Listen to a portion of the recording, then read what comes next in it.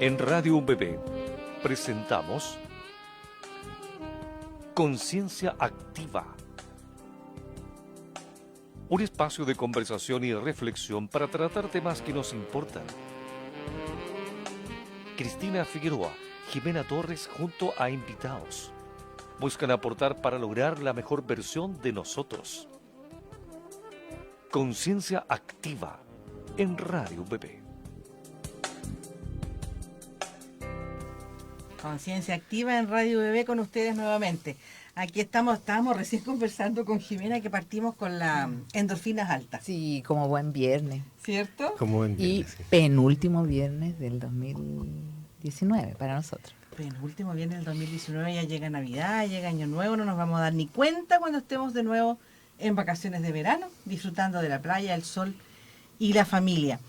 Bueno, y para eso vamos a conversar hoy día de un tema muy especial que yo creo que se ha tratado en todos lados, en distintos tenores, de distintas maneras, pero siempre con el mismo nombre, y en realidad nos costó encontrarle un nombre más original, ¿cierto? Quisimos cambiarle el nombre, pero preferimos dejarlo tal cual. Tal cual.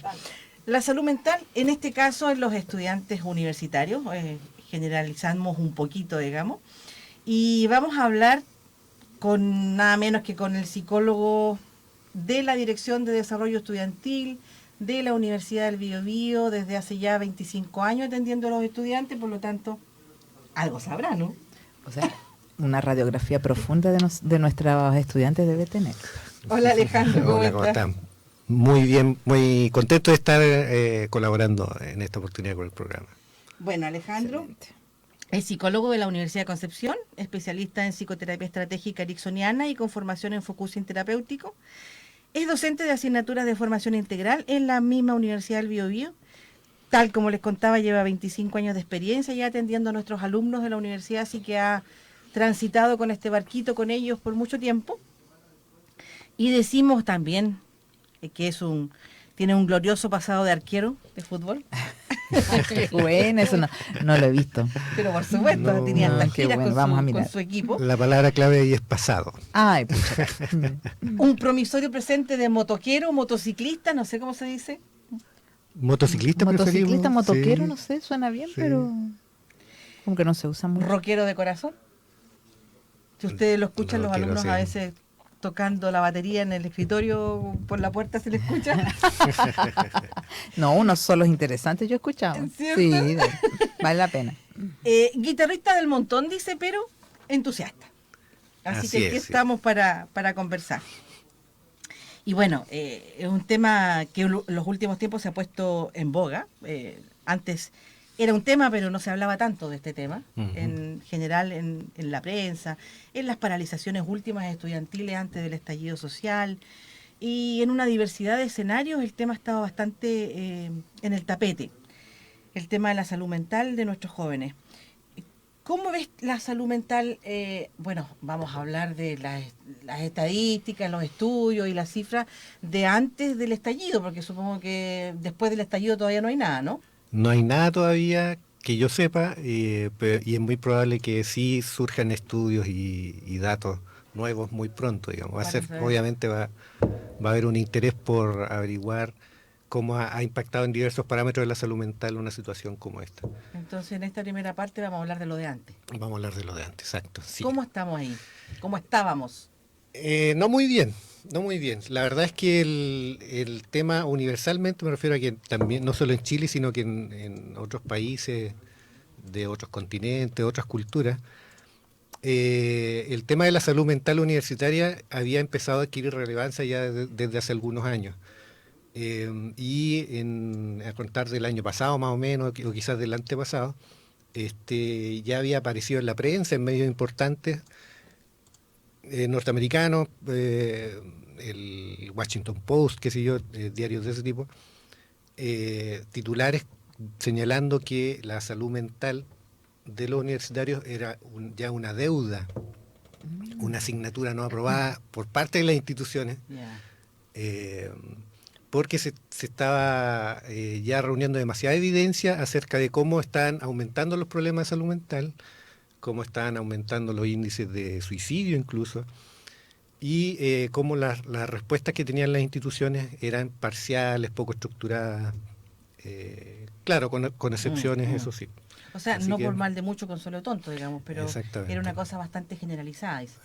Una cosa bastante generalizada. Entonces, ha habido un interés de instituciones también en otros países de poder fortalecer los modos de abordaje del problema de la salud mental estudiantil como algo central para, obviamente, el resguardo de la salud de la persona, pero también en concordancia con los objetivos de las mismas instituciones educacionales, que es la de formar personas. Claro. Entonces es como bien, claro, disonante, ¿no es cierto?, que una institución que quiere formar personas no esté preocupada o involuntariamente esté generando condiciones que afectan la salud mental de las mismas personas a las cuales se supone que está formando. Buscando profesionales sanos, me imagino. Claro. ¿Cierto? Una consulta, Alejandro, porque seguramente la mayor parte de nuestros auditores debe saberlo, pero hay una parte de las personas que entienden por deterioro de la salud mental una cosa como más patológica, digamos, más de la paranoia, la esquizofrenia. ¿Cómo definirías la salud mental? Porque cuando uno dice se deteriora la salud mental, ¿significa que me estoy volviendo loco? Claro, no necesariamente significa que uno se esté volviendo loco. De hecho, la mayor parte de las personas podemos tener en algún momento deterioro de nuestra salud mental, aún así caer dentro de cierto rango de normalidad, o podemos tener otros trastornos de la salud mental, pero que no necesariamente son la psicosis, que es ese cuadro que generalmente asociamos nosotros a la locura, ¿no es cierto? Cuando hay alucinaciones, delirios, qué sé yo. Sí, incluso hay gente que todavía opina que cuando uno va al psicólogo porque está volviéndose loquito, digamos. Lamentablemente, sí. Y hay un tema ahí interesante acerca de cómo el hecho de tener problemas de salud mental es estigmatizado. También hay esfuerzos, incluso aquí en Chile, de hecho yo estuve participando un tiempo en la mesa de la Seremi de Salud, de combate del estigma asociado a los problemas de salud mental, que es esa percepción negativa, ¿no es cierto?, esa creencia de que la persona con algún problema de salud mental necesariamente va a ser agresivo, es alguien que no está razonando bien nunca, lo cual provoca una serie de problemas. Por ejemplo, cuando son recibidos en los hospitales, en los centros de atención, al ver los funcionarios en la ficha clínica, los mismos funcionarios de salud, se supone capacitados, deberían saber, ¿no es cierto?, ven en la ficha clínica que el paciente es esquizofrénico, tiene trastorno bipolar o alguna condición, tienden a veces inconscientemente, a percibir sesgadamente la sintomatología y atribuirla a la enfermedad mental y no a condiciones físicas que pueden ser incluso de riesgo. Es como, por exagerar, decir que alguien que llega con apendicitis, ven en la ficha que tiene algún trastorno mental y dicen, no, debe ser, anda con la lesión. Claro, anda con una crisis nomás. Y eso puede provocar hasta riesgos para la salud. Pero el estigma también provoca discriminación en otros niveles, rechazo social, malos tratos, una serie de condiciones. Entonces, incluso hasta una condición no tan desfavorable, digamos, como por ejemplo cuando te relacionas con una persona con ideaciones suicidas, tiendes a acolchonarle el ambiente, digamos, ¿cierto? Claro. De hecho, sí, pues, ahí habría un aspecto positivo del ya poder liberarse de ese estigma y poder acceder primero a recibir ayuda del entorno desde la red, pero también el de acceder o atreverse a pedir ayuda. Este tema del estigma hace que las personas no busquen ayuda oportunamente. Con toda la frecuencia que debiera ser. Exactamente. Ahora, como tú bien mencionabas, Alejandro, al comienzo, hay distintos niveles, ¿cierto?, de deterioro de la salud mental. ¿Cuáles son los síntomas que tú ves que son propios de nuestro estrés académico, por ejemplo? ¿Qué es lo que los muchachos sienten?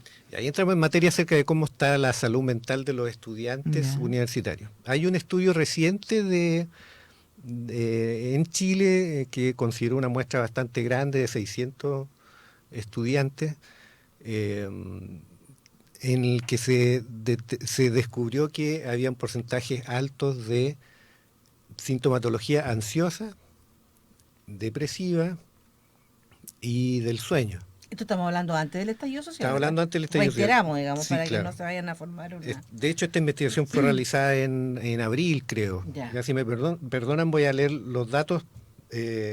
Las cifras hablan de que el 29% de los estudiantes tienen estos 3 tipos de síntomas: depresión, ansiedad y estrés. Ok.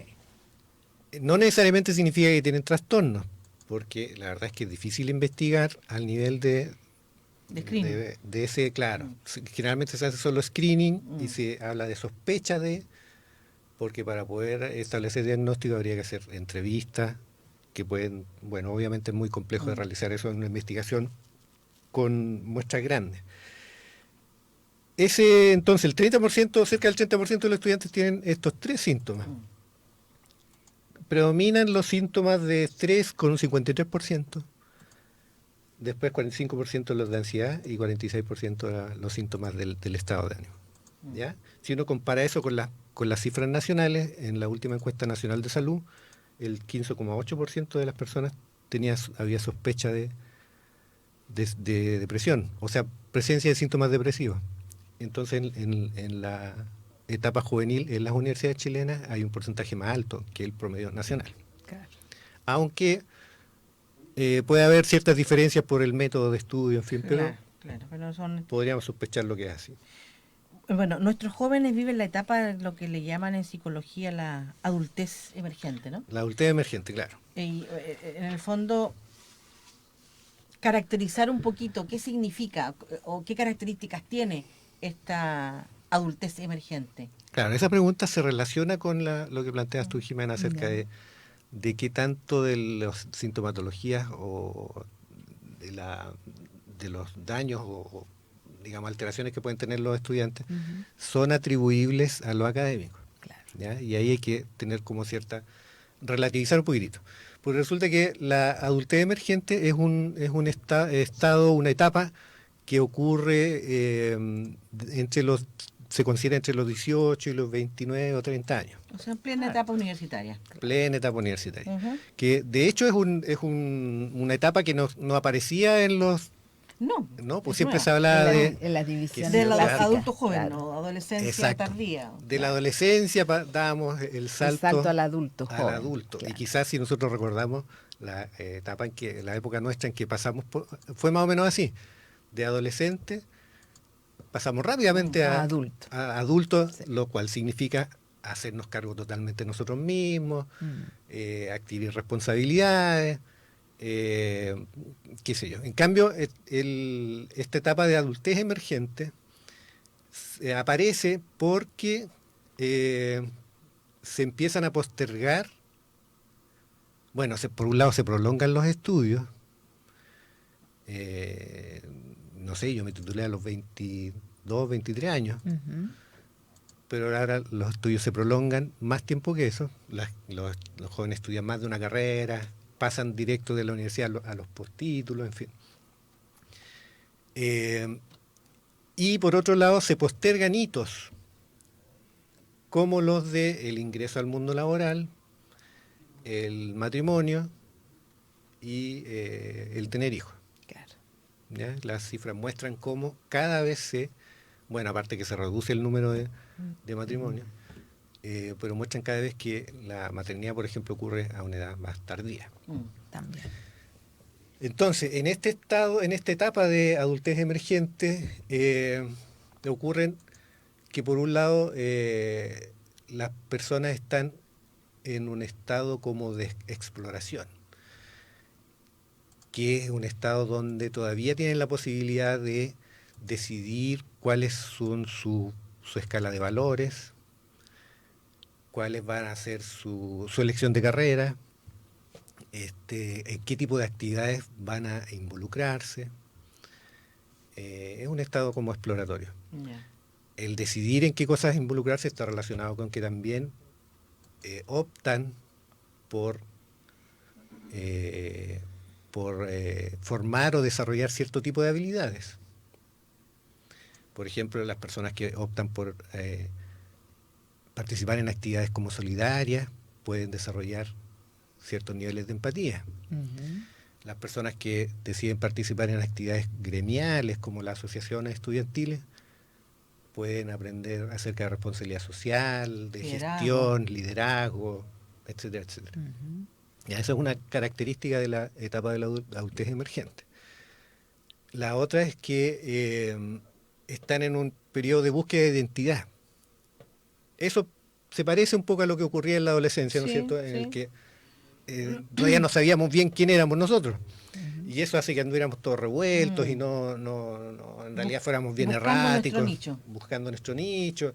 Ahí es donde pasa eso de que nos dejamos llevar por el grupo en pos de recibir aceptación, o que somos tan contradictorios, de repente estamos súper con un valor y después actuamos de forma totalmente incongruente, en fin, eso es propio de la adolescencia. Algo de eso ocurre en la adultez temprana, pero en el sentido de que estamos conscientes de que todavía no sabemos quiénes somos, estamos más conscientes de eso. El adulto emergente de ahora, digamos. En la etapa, etapa está más consciente. Está más consciente de su propio proceso de conocimiento que está en marcha. No es como que diga, chuta, yo debería saber ahora quién soy, o yo afirme ahora yo soy así y esto es lo que yo pienso, etcétera, sino que la misma experiencia, el someterse a distintas situaciones, el compartir con distintas personas, con distintos paradigmas, y el involucrarse en actividades nuevas hace que empecemos, los adultos emergentes se pregunten quién soy. Están en un estado así como de... Tal vez han aumentado socialmente la variedad de oportunidades que se abren como un abanico de posibilidades, incluso dentro de la vida universitaria actual, respecto a cómo fue nuestra experiencia universitaria. Es muy probable, lo cual es una gran ventaja. Claro. Sí, eso me evoca el hecho de que, por ejemplo, ahora es mucho más posible hacer pasantías. Incluso internacionales. Incluso internacionales. Claro. Y yo recuerdo cómo en la facultad donde estudié yo, en la Universidad de Concepción, estamos hablando de no digamos, hace algunos años. Bueno, ya dijimos que era harto años. Había una sola beca para una pasantía en España, me acuerdo, para toda la Facultad de Educación, Humanidad y Arte, donde estábamos incluidos nosotros en la carrera de la psicología. mía no había ninguna. Claro. No había ninguna, claro. Estábamos en ventaja nosotros. En la época tuya tenía una y ahora hay como no sé cuánto. Y ahora hay muchos programas de aquí en la Universidad del Biobío de intercambio y pasantías en el extranjero. Así que sí, pues hay mucho más acceso a Se ve enriquecida. Se puede desarrollar mejor esa capacidad de autoconocimiento, producto de que hay más oportunidades. Sí, claro. Lo cual también es una ventaja del hecho de que nuestra universidad sea, en cierto sentido, no tan burbuja como lo son otras. Claro. Porque ahí se puede relacionar las personas con distintas realidades, con distintas personas. Sí. Me ha tocado conversar con estudiantes que valoran incluso eso de haber tenido la posibilidad de compartir. Es una de las grandes gracias, digamos, de una universidad pública. Exactamente, sí.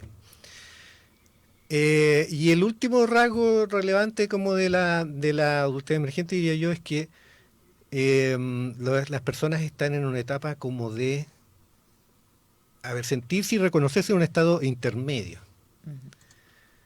En un estado en el que, por un lado, saben que en algún momento van a tener que hacerse cargo de sí mismos, responsables y todo eso, pero por otro lado saben que todavía no lo son. Están en un estado un poco incómodo de algunas personas de querer ya ser autónomo y no ser, por ejemplo, una carga económica para los padres. Sí, claro. Exacto. Y por otro, saber que no se puede hacer, Claro. al menos no totalmente. Es un estado como en el que todavía no pretenden establecer, por ejemplo, relaciones de compromiso permanente. Claro. Se pololea nomás. Claro, quizás ocurre, ¿no es cierto?, que ya se hace el propósito o ya hay compromiso a tal nivel que empiezan a pensar en hacer un futuro con la persona en la que estén, pero no se siente eso como algo Obligado. claro. Como nos pasaba a nosotros, que había que recibirse y casarse y tener hijos, y era como Era el todo camino más rápido y más obligado. No, y si no lo hacía entre a esa rápido y edad, rígido estaba mal, también. pues, Claro. dilatando, digamos. Se Claro, está dilatando. si no socialmente no se veía bien tampoco. Claro. Sí, Vamos y ahí hay un puntito más acerca de eso que me parece relevante destacar, es que En la adultez emergente, ese estado así como de todavía postergar definiciones, que tiene que ver con esto último que estamos conversando, también se relaciona con que hay una visión un poco negativa de lo que significa ser un adulto. Sí. Ah, claro. Yo lo escuché en la participación triestamental que tuvimos en algunas mesas. Esta evaluación negativa de lo que es ser un adulto en Abrió- este minuto y en Chile. Sí, ¿habría una brecha más grande entonces entre jóvenes y adultos ahora? ¿Se siente así El- una mayor diferencia en mirada de vida, por ejemplo? Puede verse de esa forma, Sí. porque aunque es un fenómeno universal, Ya. porque esto de la adultez emergente es algo que está descrito No es propio de nuestra no cultura. es propio de nuestra cultura. Mm. eh, Puede verse así, porque hay como una distancia, una percepción muy negativa de lo que significa ser adulto con responsabilidades, un adulto que trabaja con un horario, un adulto que tiene hijos a los cuales tiene que cuidar, proteger, financiar, etcétera. Y los discursos son como de no, yo quiero Algo distinto para claro, mí. yo Hacer quiero otras trabajar cosas. Mm. primero o viajar, Claro. quiero vivir solo, quiero pasarlo bien, tener vida, antes de quizás a lo mejor Mm, me caso, quizás a lo mejor tengo hijos. mm. También eso está puesto mucho en cuestión. Sí. Está muy puesto en sí, cuestión. sí, sí. Lamentablemente se está viendo a la maternidad y la paternidad como algo difícil, como algo Y como un obstáculo para otras cosas. un obstáculo. Mm. Ahí podríamos entrar en conversación acerca de cómo como sociedad no hemos generado las condiciones suficientes como para que se pueda valorar todo lo positivo que significa, incluso La para el desarrollo descendencia. personal. Así es. Exacto. Una gran oportunidad. Exacto. Bien, vamos a la música un ratito y volvemos.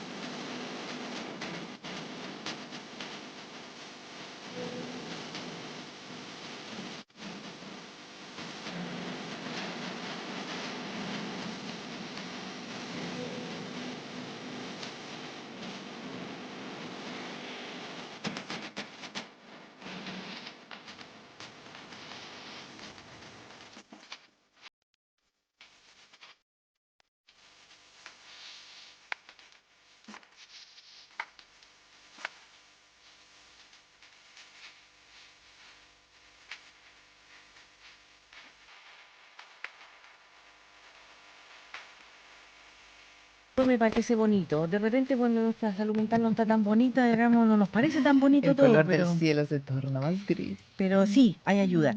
Cuéntanos, Alejandro, estamos con Alejandro Vázquez, psicólogo de la Dirección de Desarrollo Estudiantil del Departamento de Salud, desde hace ya 25 años. Estamos conversando acerca de la salud mental de los universitarios en general, y después vamos a ir bajando a la nuestra, digamos.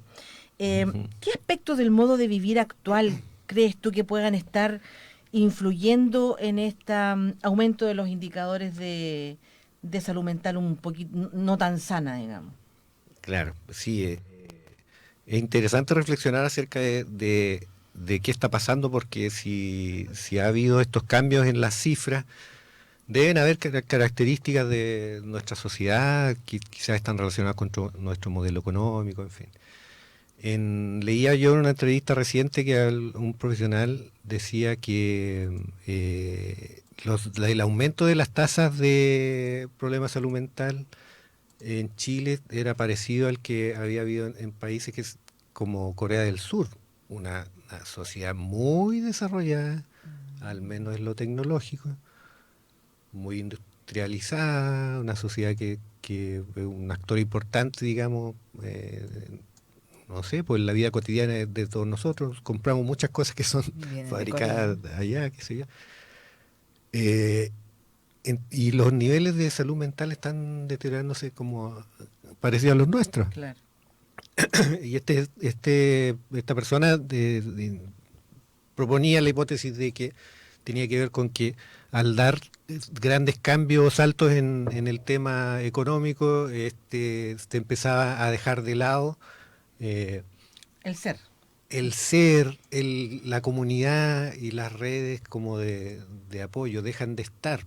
Claro. Hemos conversado acerca de nuestras instancias, acerca de cómo el hecho de que nuestro Estado sea subsidiario y no solidario hace que sean insuficientes las redes de apoyo que hay, y que no se promueva la formación de Ráscate con tus uñas, en el fondo, ¿no? exactamente, ese individualismo claro, salvarse solo, digamos. Cada uno solo.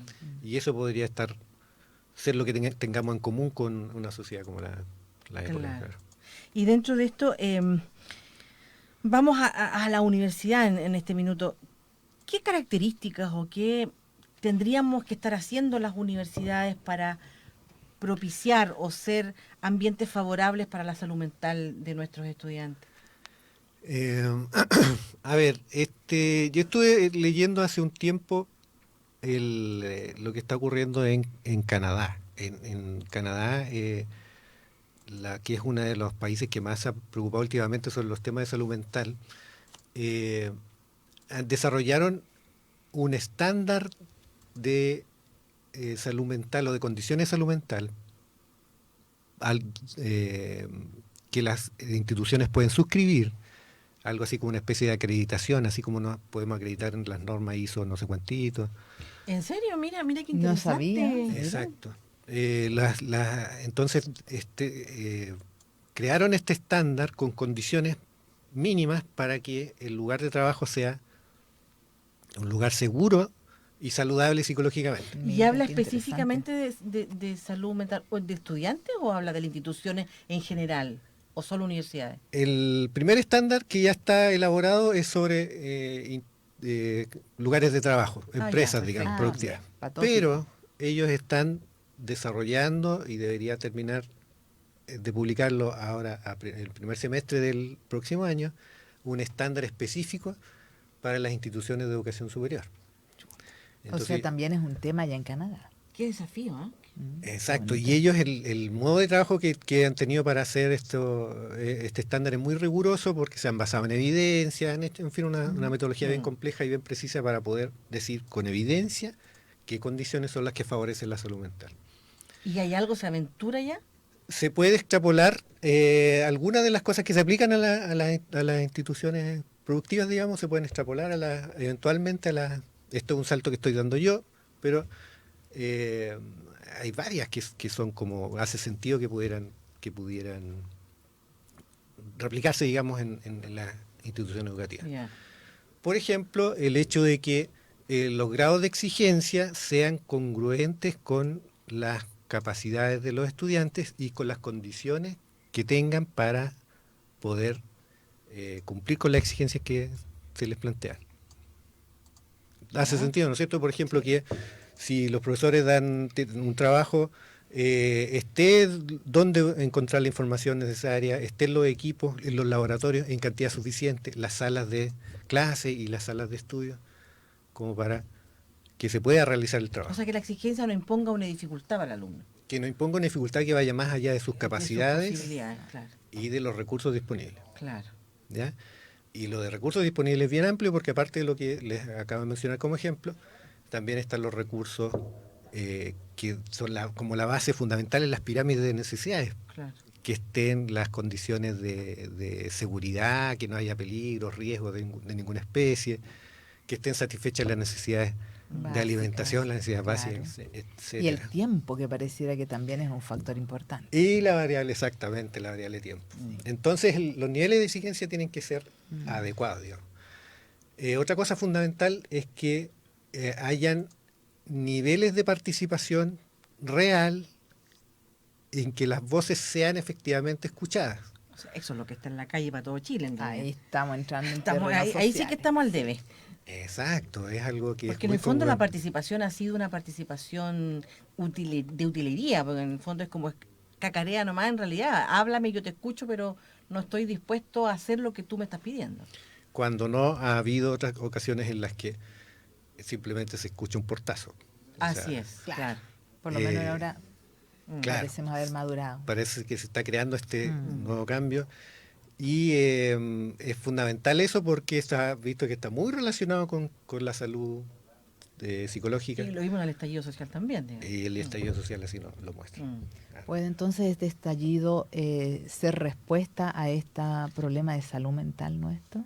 Que sea una forma así como de autosanación inclusive, la expresión. Sí, yo lo veo como algo que es sistémico, a la vez un síntoma y a la vez un factor que influye y que provoca cambios. Pero el tema de la participación es muy fundamental, porque tiene que ver con la validación. Es que en el fondo es una de la participación persona. con apellido, pero yo creo que ahí nos hemos confundido un poco como comunidad en general. Se piensa que la participación es invitar a conversar a una reunión. Claro. Y que ahí termina todo, digamos. Claro. Pero esta es una participación con apellido, es una participación que permita influencia. Exactamente, sí, en realidad eso es. Claro. Eso es. Claro. Que de repente uno dice participación y todos dicen que son muy participativos. Claro. Pero en realidad la participación con influencia es la que genera salud mental, no la otra. La otra genera más frustración y más impotencia, a mi gusto, ¿no? Claro. Tiene que ser una participación tal en que las personas sientan que son escuchadas, efectivamente escuchadas. Lo cual no significa que haya acuerdo en todo. Por supuesto. Pero sí que las personas fueron consideradas, fueron tomadas en cuenta. Y eso se ve en las decisiones. Y eso que se refleje de alguna manera en las decisiones. Claro. Todos hemos tenido experiencia de que hemos conversado con alguien y le hemos planteado a veces nuestro desacuerdo y la otra persona nos ha escuchado. Aunque a veces uno se va a entrevistar con un jefe que alguna vez uno tuvo y no logró lo que quería, no todo lo que quería. Pero algo hubo en la comunicación ahí que hizo que sintiéramos que sí estábamos siendo escuchados y después salimos satisfechos, aunque no hayamos logrado lo que queríamos. Alejandro, yo quiero interrumpirte un ratito. Tenemos, nosotros, recuerden que tenemos Instagram y nuestro Instagram es Conciencia Activa Radio VB. Conciencia Activa Radio VB. Repetir la A, Conciencia Activa, ¿ya? Y tenemos una pregunta súper importante que parece ser de uno de nuestros alumnos, digamos, y quisiéramos canalizarla en este minuto para no permitirnos avanzar más en el programa sin poder responderla porque parece ser bastante importante. Nuestro seguidor en Instagram nos pregunta, ¿qué línea de ayuda tiene la Universidad del Biobío para alumnos con ideaciones suicidas? Uf. Es una pregunta importante. Es una pregunta importante, sí. A ver, la Universidad del Biobío tiene en la Dirección de Desarrollo Estudiantil y en el Departamento de Salud Estudiantil atención para las personas que tengan problemas como lo que cuenta el auditor. La vía de acceso es la de pedir hora a través de intranet con el psicólogo. Puede pedir hora de atención o atenderse también con trabajador social porque hay un programa multiprofesional y multidepartamental de atención a las personas que lo necesitan, dadas las ¿El características. programa biopsicosocial? Que se llama programa biopsicosocial, efectivamente. Y si hay situaciones como de urgencia, Claro, porque pensemos que la universidad sábado y domingo no atiende y después de las exactamente, 6 de la tarde tampoco. entonces ahí hay dos opciones. Cuando estamos dentro de la semana y dentro del horario de atención, también es posible acercarse personalmente a la recepción del Departamento de Salud, porque hay posibilidades de atender situaciones extraordinarias. Hay un espacio de horario, digamos, para recibir las situaciones que llamamos de contingencia, por no llamarla de emergencia. Ese nombre lo pusimos antes de esta situación. Y eso es lo que podemos hacer en la Universidad del Biobío. Y tenemos también convenios con derivaciones a psiquiatra, tengo entendido, en caso de ser necesario. Exactamente, hay convenio para derivación con psiquiatra. Podemos incluso gestionar horas para que sean lo más pronto que se pueda, etcétera. ¿Ya? Ahora, ¿qué hacer cuando el problema surge, cuando es una emergencia, como en el caso en que una persona tiene una ideación suicida ¿Y quiere ayuda ahora ya? preocupante y necesita ahora ayuda inmediata? Hay un teléfono. Una de las opciones es llamar al teléfono del Ministerio de Salud que se llama Salud Responde, que es el 600-360-7777. 600-360-7777. Ese es el teléfono del Ministerio de Salud. Del Ministerio de Salud. Y atienden profesionales durante las 24 horas. Y de hecho tiene un equipo especial para recibir a las personas, atenderlas en el caso de que haya ideación suicida o riesgo de suicidio. Entonces, estos profesionales están capacitados para atender a la persona, para ayudarla, apoyarla y guiarla acerca de cómo acceder a las redes de tratamiento que existen para todas las personas. Creemos que haber dado respuesta, digamos, a nuestro auditor a través de Instagram. Y lo último, lo último es que también se puede concurrir personalmente, si durante la semana y existe la posibilidad de hacerlo, concurrir directamente a las urgencias de los hospitales, los servicios de urgencia. Hay atención psiquiátrica de urgencia. Hospital regional, por ejemplo, el hospital regional. Claro. Que es el que nos queda más cerca, creo. Exactamente. O sea, tenemos esas tres alternativas. Sí. Universidad del Biobío, a través del Departamento de Salud, con atención psicológica, intranet o presencial. Tenemos la alternativa del teléfono, que era el 600-360-7777, que es del Ministerio de Salud, y tenemos la posibilidad también de ir a la urgencia específicamente del regional, que tengo entendido que tiene urgencia psiquiátrica, ¿no? Sí, con paciencia obviamente, porque la atención no es inmediata, pero claro, hay acceso por ese lado. Sí. Esperamos haberle dado respuesta a nuestro auditor con esto, y por supuesto que obviamente invitar a las personas que están en estas condiciones para poder recibir el apoyo que la Universidad del Biobío pueda prestarle. Recuerden, el Instagram es Conciencia Activa, con la AA, Radio VB, para que hagan preguntas, consultas mientras estamos con el entrevistado, y además para que nos propongan temas de interés que ustedes tengan para ser tratados, ¿ya? Retomamos entonces la pregunta en esta que estábamos conversando, qué es lo que tendríamos que hacer como institución para generar un clima institucional que permita la salud mental de nuestros estudiantes. Resumiendo, nos habías dicho el tema de que la exigencia tuviera relación con las posibilidades reales que el estudiante tiene para poder satisfacer esa exigencia, y estábamos hablando de una participación con apellido, que significaba la participación con influencia en la toma de decisiones. Claro, de manera adecuada a los contextos, en los ámbitos que corresponden, en la negociación. Exacto. Y además, bueno, ahí tú usaste el término clima.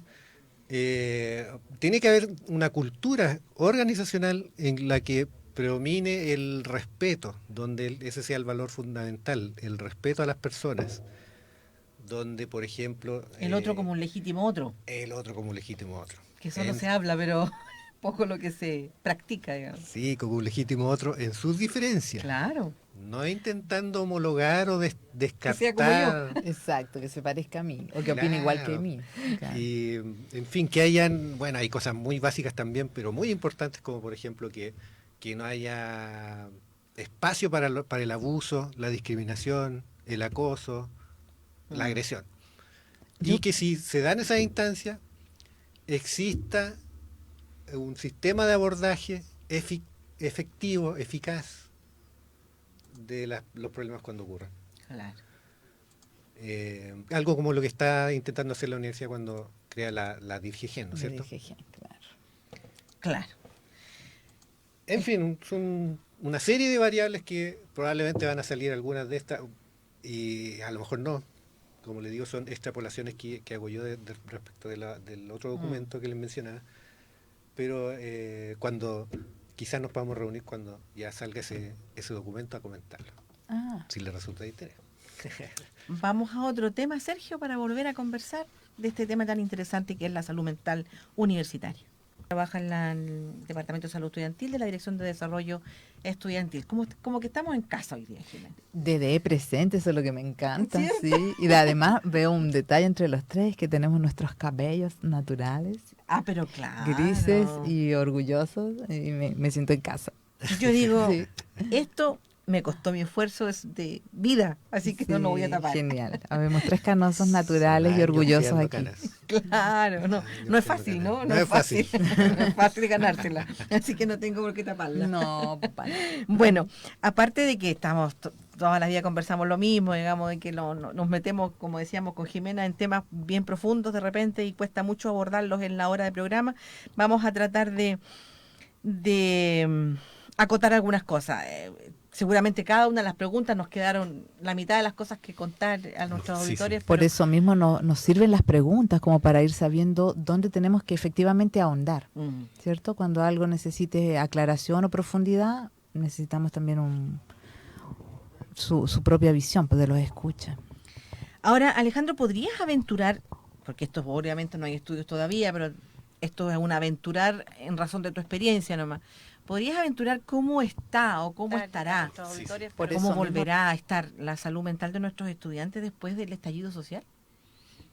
Tantos aspectos que hayan sido, que generen, Sí. digamos, como los aspectos mejores, de los dos ámbitos tienen que haber. Claro, exacto. Sí, lo más probable es que exista como un incremento en las sintomatologías ansiosas, depresivas o... Un incremento. Claro, un incremento. Que fue algo que se observó también después del terremoto ¿Ya? del 2010, que también fue una situación, bueno, con otras características, pero con traumática. Y hubo ese aumento de la sintomatología. Ese es como el ¿Cuántos aspecto meses negativo. después se empieza a notar o es automático?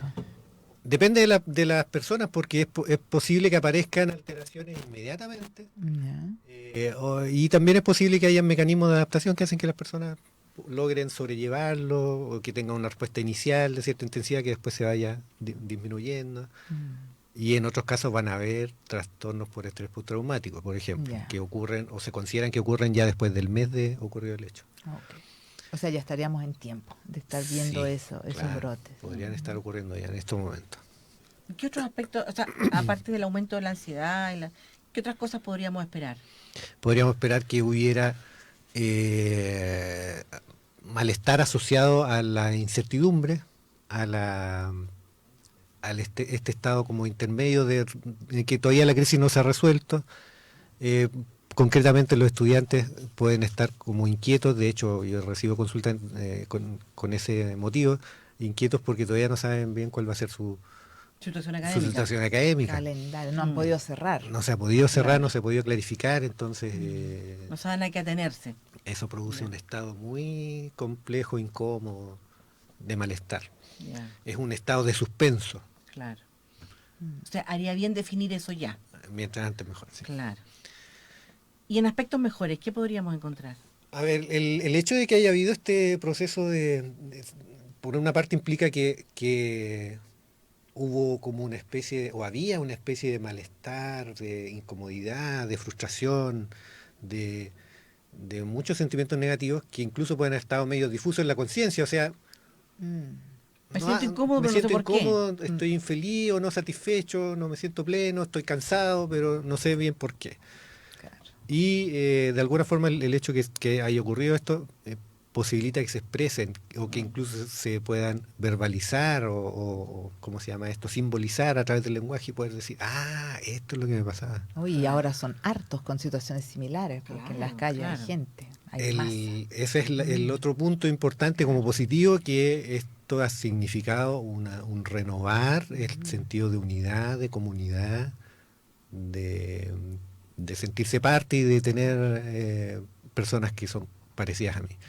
Entonces, eso es algo positivo de la... Y es una posibilidad también de salir de un estado muy negativo, que es el de la desesperanza. Claro. El de la desesperanza, que también es un riesgo grande que hay. Porque si resulta que después de todo lo vivido, de todo el esfuerzo, los sacrificios, la exposición a riesgo, y aquí por supuesto incluye a las personas que han sido víctimas de agresión por parte de las fuerzas de orden, pero también incluye a las personas que han sido víctimas por parte de los saqueos, la delincuencia, en fin. Después de todos esos sacrificios que en mayor o menor medida le ha tocado hacer a las personas, no conseguir un cambio relevante, significativo, puede provocar el estado de desesperanza. El estado de desesperanza es una condición que aparece cuando lo que hacemos no tiene los resultados que debería tener. Cuando, esto partió con experimentos, digamos, con animalitos, en los que se sometía a los animalitos a un qué sé yo, estímulo negativo, pero independiente de lo que hicieran. Entonces el animal aprendía a que no había nada que hacer. Y como que se resignaba. Lo malo es que no se resignaba solo al estímulo ese negativo, sino que se resigna a todo, disminuye su capacidad de aprender cosas nuevas y desarrollar conducta. O sea, imagínese un perrito en esa condición, como uno que tengo yo, estoy pensando, que lo recogí de la calle, que él cuando le pasa algo malo se queda parado nomás y agacha su cabecita. Ni siquiera atina a salir de la situación incómoda. O defenderse. Menos defenderse. Claro. Tiene los dientes vírgenes ese perrito. Entonces al ser humano también nos pasa lo mismo. Si no logramos algún resultado significativo, si no percibimos que hay un cambio que sea, digamos, que ataque a las cosas principales y que se persista en el tiempo, lo que nos va a ocurrir, o lo que nos puede ocurrir, es que entremos en ese estado de resignación y no solo aceptemos eso negativo, sino que disminuye nuestra capacidad para ser creativos, para enfrentar o crear nuevas cosas, para emprender, en fin. Hoy estoy recién haciendo, qué importante, o sea, estoy haciendo el link entre la participación y la desesperanza. Así es. O sea, lo importante de generar una comunidad en donde la participación tenga realmente influencia. Así es. Porque en el fondo eso te genera esperanza permanente. ¡Qué valioso! De hecho, lo contrario, o sea, sentir que tú no tienes influencia y llegar al estado de desesperanza está ligado directamente con desarrollar depresión. O sea, imagínate que con ese concepto se rescatan muchas cosas. Perdón, yo soy una especie de activista social, ¿no? Y me cuesta abstraerme de eso. Se rescata que lo importante de la Federación de Estudiantes, lo importante de las asociaciones gremiales presentes al interior de la institución, porque en el fondo canalizan la esperanza. Imagínate lo relevante. Y tienen que transformar. Tienen que transformar. Ir haciendo su aporte. Por supuesto, qué importante. O sea, hago el link, digamos, que son los canales como para que las personas puedan participar de manera influyente en la toma de decisiones y canalizar lo que sus representados necesitan para lograr mantener la esperanza viva en una institución. Imagínate lo importante de eso. Así es, una institución educativa debería promover activamente que se fortalezcan las organizaciones estudiantiles, gremiales, federaciones, otras agrupaciones. Es fundamental. Para la salud mental interna. Para la salud mental interna. Está dentro de esos estándares que yo les mencionaba. Aquí aparece nuevamente la palabra empatía, porque para poder trabajar, ¿cierto?, en la consideración del otro, tenemos que saber ponernos en el lugar del otro y no ver a la federación o a las asociaciones como los enemigos. Potenciales enemigos. Claro, legitimar las diferencias. Como molestias Sí. que a veces surgen así. Exacto. En este tema de la empatía es un tema que ha salido de una manera, pero superlativa en este estallido social.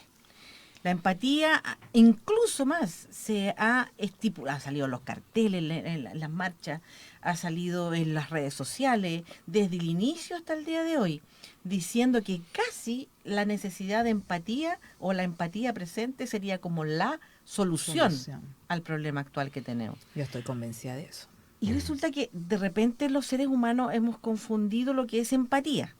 ¿Qué es la empatía en realidad, Alejandro? A ver, la empatía es un... Las definiciones que usamos coloquialmente tienen mucho de razón. Esto de ponernos en el lugar del otro, ser capaces de ponernos en el lugar del otro, pero habría que agregar el apellido de que es sin olvidar que es un otro. Legítimo otro, ¿no es cierto? Como dice un gran sabio. Eso significa que no asumamos que la otra persona, aunque comparta conmigo valores, experiencias, aunque sea de la misma tribu mía, digamos, no asumir que el otro siente o experimenta o vivencia las situaciones de la misma forma que yo. Siempre es un otro. Siempre es un otro diferente. Y lo mínimo que tenemos que hacer para ser empáticos es estar en un estado como de chequeo de si lo que nosotros percibimos que está sintiendo o lo que nos está relatando es realmente lo que yo creo en una primera instancia. Claro, porque hay aspectos de la vida humana que son positivos y tan positivos como la empatía, pero que no necesariamente son empatía. Ajá. Por ejemplo, estamos hablando de la confusión que permanentemente se ve entre la empatía y la compasión. Correcto. ¿Cómo claro. podría una persona diferenciar ambas cosas? ¿Qué es empatía y qué es compasión frente a un mismo acto? No sé, Ya, supongamos que vemos una persona que está con un problema. ¿ya? Entonces, nosotros podemos sentir compasión. Vemos a un mendigo en la calle, por ejemplo, ¿Ya? y vemos que está sucio, que está con hambre quizás, quizás está enajenado mentalmente, digamos, en algún problema de salud mental. Y sentimos compasión. Y dentro de nuestro podemos verbalizarlo como, oh, pobrecito, cómo está. Y genuinamente sentir aquí adentro una emoción que está cercana a la pena o al dolor, ¿no es cierto? Eso sería como la compasión. Y yo le doy la moneda o le doy el alimento, Claro. le doy el sándwich. Puede que yo haga un Claro. acto coherente con ese sentimiento que yo tenga, o simplemente pase por el lado nomás y Con pena, ¿no? con pena, y después me ponga a pensar en otra cosa y se me olvidó. Pero la empatía sería el acto de conversar con la persona sin yo presuponer que sé lo que siente. Porque la empatía tiene dos partes. Una parte es la actitud, es como una disposición o decisión que yo tomo de intentar comprender realmente al otro. Y la otra parte que es la de la acción, que es en la que converso con el otro para chequear si estoy entendiendo al otro. Entonces, en teoría, si quisiéramos ser empáticos con el mendigo, lo que tendríamos que hacer es detenernos a conversar con él. Y chequear qué necesita. Y chequear qué necesita y cómo es su vivencia. Desde él. Y ahí podríamos decir, hoy empaticé yo con este caballero y resulta que siento una cuestión totalmente distinta que me vincula de forma totalmente distinta con la persona. ¿Sabes lo que estoy recordando con eso?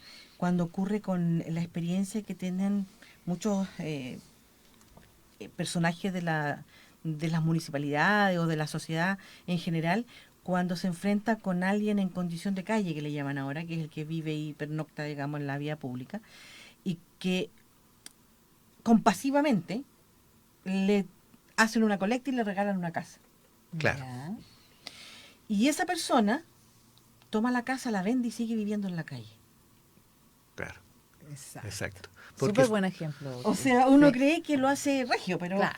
la verdad Mira. es que la necesidad de esa persona y lo que esa persona espera de la vida no Sí, es lo otra que cosa. yo espero de la vida. Entonces, Exacto. ya. Un ejemplo similar es el de ver a una persona no vidente, un ciego, esperando para cruzar el semáforo en la Ya. esquina. Entonces lo miramos y decimos, chuta, pobrecito, y vamos y lo tomamos del brazo diciendo, no se preocupe, caballero, yo le ayudo a cruzar. Y lo tomamos del brazo y lo llevamos. Podríamos pensar que es un acto positivo, ¿no es cierto? Porque, pucha, es cariñoso, con afecto y todo, pero le falta algo para ser empático. Saber si el otro necesitaba que yo hiciera eso. Exacto. Claro. Entonces, ¿qué tendría que haber hecho para ser empático? Primero preguntarle, ¿necesita ayuda? Y en caso de que me diga que sí, sí. Chequear, Claro, porque a lo mejor esa persona no vidente lo que necesita es reafirmar su autonomía y su independencia. Capaz que esa ya sea la misión de su día. Claro, atravesar solo en Atreverse la a calle. cruzar solo. Claro. Y yo le interrumpo todo eso, por lo tanto estoy ayudando y estoy siendo compasivo. Ambas cosas muy valiosas, no estamos tratando de Exacto. decir que no lo sean, pero no son empáticas. claro, no, Claro. técnicamente no. Claro. Pues sí, muchos de los actos de ayuda surgen después de la empatía. De la sensación de empatía. Claro, Mm. pero hay algunas veces en que hacemos estos actos de ayuda sin empatía, sino que por autorreferencia, por compasión o por solidaridad. Por ejemplo, Claro. desastre en tal lugar de Chile y todos nos ponemos en la colecta para ayudar. Eso lo hacemos no por empatía. Le podemos poner ese nombre, Claro, pero eso pero hacemos por solidaridad. Claro. Claro. Porque técnicamente, para ser empáticos, tendríamos que ir y hablar con las personas para entender qué es lo que les pasa y cómo lo están viviendo. Claro. Y ahí podríamos decir somos Y si empáticos. quieren realmente que nosotros hagamos eso Por o no, ejemplo, claro. o prefieren, Claro. como mucho pasa, digamos, con la discapacidad, que a veces lo que quieren es tener derechos y no limosnas, dicen ellos muchas Exacto, veces, exacto. ellos perciben, digamos, esa dádiva que uno tiende a dar a las personas que a las que... Ahora, lo otro que normalmente se ve esto de cuando alguien está en una dolor, en una pena personal, se murió alguien, qué sé yo, y está muy triste, que la persona de afuera le diga, no, si esto no te preocupes, está en el cielo, está bien, está mejor, como que levantar la moral del otro. Sí, Eso es como bien frecuente, incluso muy a veces frecuente. pasa que la persona que está teniendo la tristeza siente que está siendo desvalorizada su Claro, emoción. no lo dejan ¿Eso vivir es su empatía experiencia. también? no tampoco, pero puede surgir después de la empatía. Ya. Ya, imagínense la situación en que yo voy y le cuento un problema a alguien y la persona inmediatamente me empieza a decir, no, pero si no es para tanto, no, pero si no le pongáis, no, si todo va a estar bien. Si inmediatamente la persona me dice eso, yo lo que voy a sentir es que no me escuchó, porque Claro. realmente no tomó en cuenta lo que me está pasando y las razones mías que hacen que yo esté mal o preocupado. Ahora eso es muy común que ocurra cuando no tenemos tanto vínculo con la persona y queremos así como que se vaya luego. O no Le- enfrentarte con tu propia pena. O no enfrentándome con mi propia pena, como Claro. ocurre cuando de hecho tenemos mucho amor con la persona, cuando estamos muy vinculados así emocionalmente, también eso pues, nos puede jugar en contra de la empatía. Claro. ¿Por qué? Porque si la persona está sufriendo, nosotros también vamos a sufrir, y queremos aliviar el sufrimiento. Claro. Y a lo mejor la vamos a querer Y aliviar rapidito. demasiado rápido, sí, Mm. sin detenernos a escuchar primero. O sea, la clave de la empatía es realmente ver y preguntarse qué es lo que el otro necesita. ¿Qué es lo que el otro necesita? ¿Qué me está queriendo decir? Claro. ¿Qué es lo central de todo lo que me está diciendo? Porque además hay que agregar la dificultad de que muchas veces ni nosotros mismos sabemos lo que nos pasa, ni lo que queremos. Eso para mí es un desarrollo empático, cuando logras sentir lo que el otro ni siquiera puede verbalizar. Exacto. Que Y- pasa mucho con los hijos. Exacto. Y ahí entonces uno debería chequear si lo que yo creo que, porque yo capté algo, Claro. es así o no. Y ahí estoy cerrando ese círculo y siendo empático. Bueno, y se nos fue el tiempo. Auxilio, ya Y se nos sí, fue el pues, tiempo. se nos fue la hora. Muchas gracias, Alejandro, por esta conversación. Esperamos tener varias otras, te tenemos bien a la mano. Así Estáis que bien cerquita. Ahí estoy. esperamos claro. tenerte más a la mano. Nos vamos hasta el próximo viernes, tal Próximo vez, les vamos a viernes. avisar en todo caso. Nos vamos porque ya se nos acabó el tiempo. Muchas gracias. Esperamos que haya sido una grata conversación. De Gracias, todas maneras, sí. Alejandro, por Muchas tu gracias a tiempo. ustedes por la invitación y espero que haya sido de utilidad. Gracias a Francisco por el manejo del Instagram ahí, que está pendiente de nuestros auditores cuando nos escriben algo. Gracias a Sergio por toda su diligente participación para que esto salga al aire. Y gracias a ustedes por la audiencia y nos escuchamos. Y nos vamos entonces. Que tengan un buen fin de semana. Hasta el próximo viernes. En Radio UPB hemos presentado Conciencia Activa con Cristina Figueroa y Jimena Torres. El próximo viernes a las 11 horas vuelve el espacio de conversación y reflexión sobre temas que nos importan. Conciencia Activa.